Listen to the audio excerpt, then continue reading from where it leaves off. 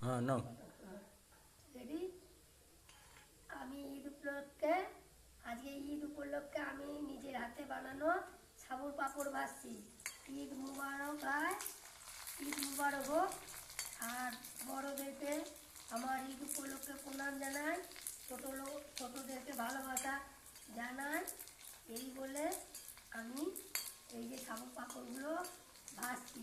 কেমন লাগছে সবাই মিলে জানাবেন, কমেন্ট করবেন, লাইক করবেন, শেয়ার করবেন। এই যে দেখুন, কিন্তু রোদ পাইনি বলে পাঁপড়গুলো লাল হয়ে গেল আর এইরকম লাগছে দেখতে, কিছু আবার মনে করেন না।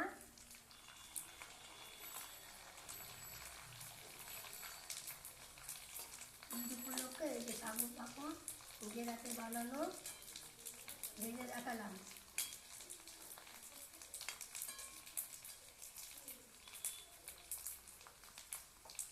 না হুম।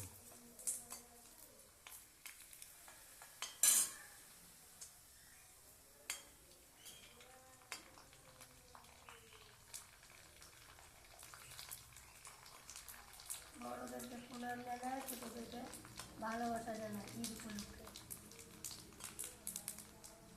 লাইক কমেন্ট শেয়ার সব করুন। হলো বড় হলো একটু, হুম। একটাই হলো তো।